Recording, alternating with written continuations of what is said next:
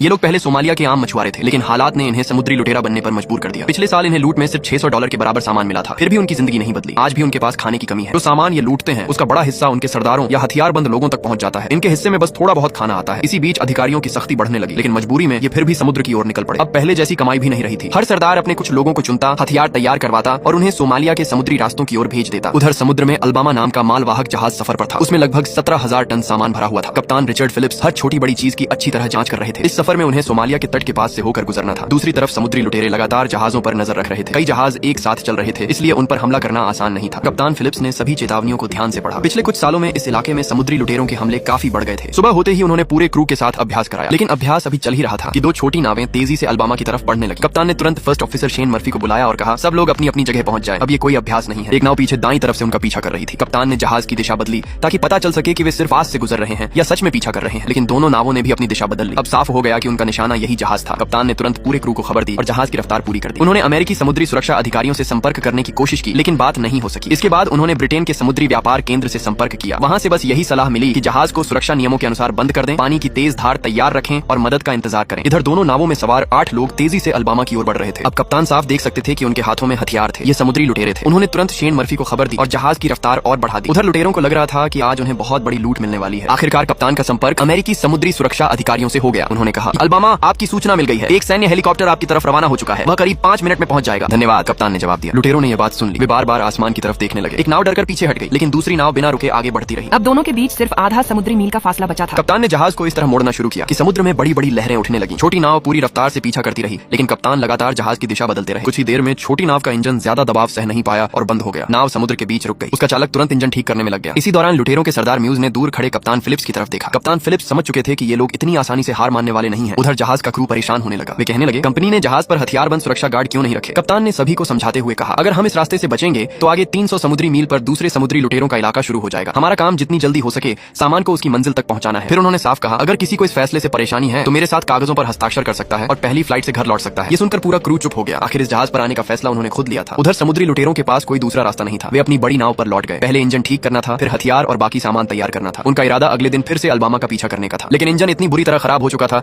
कि उसे ठीक करना आसान नहीं था। दूसरी नाव वाले उनका मजाक उड़ाने लगे। तभी उनके सरदार म्यूज ने कहा, चलो अफ्रीका चलते हैं। उसकी बात सुनकर एक साथी ने गुस्से में बंदूक उसकी तरफ तान दी, लेकिन म्यूज घबराया नहीं। वह पीछे हटने वालों में से नहीं था। अगली सुबह कप्तान रिचर्ड फिलिप्स तैयार ही हुए थे कि उनके एक साथी का फोन आया। करीब 1.7 समुद्री मील की दूरी पर एक छोटी नाव उनकी तरफ बढ़ रही थी। पूरे जहाज पर तुरंत अलर्ट जारी कर दिया गया। समुद्री सुरक्षा अधिकारियों की इमरजेंसी लाइन पर संपर्क किया गया। साथ ही सभी क्रू मेंबर अपने अपने तय ठिकानों पर छिप गए। कप्तान ने जहाज की रफ्तार फिर से पूरी कर दी, लेकिन इस बार लुटेरों की नाव पहले से कहीं तेज थी। कल उसमें एक इंजन था, लेकिन आज उसमें 2 इंजन लगे हुए थे। कप्तान ने फिर समुद्री सुरक्षा अधिकारियों से संपर्क किया, जिन्होंने तुरंत सैन्य अधिकारियों तक खबर पहुंचा दी। उधर